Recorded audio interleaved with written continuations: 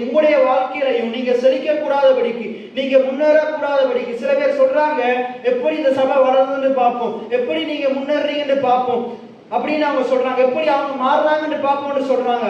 ஆனா நான் அறிஞ்ச தெய்வம் ஒருவர் இருக்கிறாரு, அவர் சகலவற்றையும் புதிதாக்குகிறவரா இருக்கிறார். எத்தனை பேர் ஆமேன்னு சொல்றீங்க? நம்முடைய ஆண்டவர் சத்தியவரரா இருக்கிறார். பைபிள் சொல்றது எந்த மனுஷனும் பொய்யன், ஆனா கர்த்தர் சத்தியவரரா இருக்கிறார். பிசாசானவன் பொய்யனும் பொய்க்கு பிதாவுமா இருக்கிறான், பிசாசானவன் வஞ்சகனா இருக்கிறான். ஆனா நம்முடைய ஆண்டவர் சத்தியவரரா இருக்கிறார். அப்ப நம்முடைய வாழ்க்கையில கர்த்தர் சொன்ன சத்தியங்கள் நிச்சயமா நிறைவேறும்.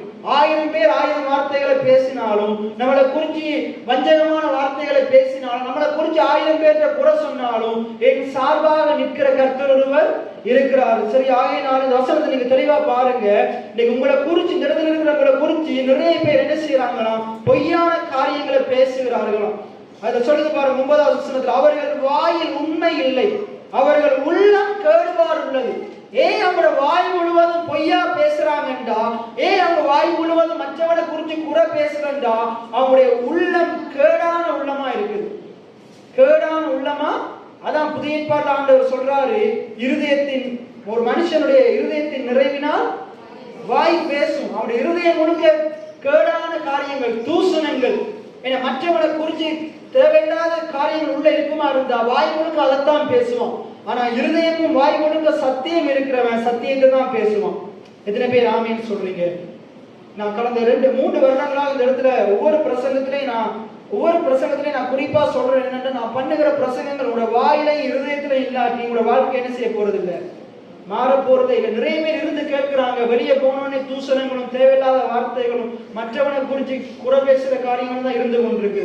இப்படிப்பட்டவனுடைய வாழ்க்கையில நீங்க எத்தனை காலம் வந்தாலும், நீங்க இன்னும் 20 வருஷம் ஆனாலும் நீங்க பார்க்க போறீங்க, எந்த மாற்றமும் ஏற்படாது. அவனும் மாற போறது இல்லை, அவனை சுத்தி அவன் பேச்சை கேட்கிறவங்களும் மாற போறது இல்லை. பாருங்க, காலை யோசுவா ஒரு தீர்மானத்தை எடுத்தாங்க. மற்ற 6 லட்சம் பேரும் 6 லட்சம் பேர்ல மற்ற அனைவரும் வேற மாதிரி பேசினாலும் நான் கர்த்தர் சொன்ன வார்த்தையை மட்டும்தான் பேச போறேன். எத்தனை பேர் ஆமேன்னு சொல்றீங்க? பாருங்க, அப்படி ஒரு தீர்மானத்தை நீங்கள் எடுக்கணும். உங்களை சுற்றி இருக்கிறவங்க குறை பேசினாலும், உங்களை சுற்றி இருக்கிறவங்க மற்றவனை குறித்து தேவையில்லாத வார்த்தைகளை பேசினாலும், வஞ்சக வார்த்தைகளை பேசினாலும், சூதுள்ள வார்த்தைகளை பேசினாலும், நான் என்னுடைய நாவை நான் கவனமா பாதுகாக்க போறேன். எத்தனை பேர் ஆமேன்னு சொல்றேன்? அதான் யாக்கோபு 3:2 சொல்லுது, தன்னுடைய நாவை அடக்கி வைக்கிறவன் தான் பூரண மனுஷனா இருக்கிறான். ஒரு சரியான மனிதன் யாருன்னா தன்னுடைய நாவை அடக்குகிறவன். எத்தனை பேர் ஆமேன்னு சொல்றீங்க? கோபம் வரும், எல்லாருக்கும் கோபம் வரும். பைபிள் சொல்லுது, கோபம் வந்தாலும் என்ன செய்யக்கூடாதா? பாவம் செய்யக்கூடாதா? நாங்க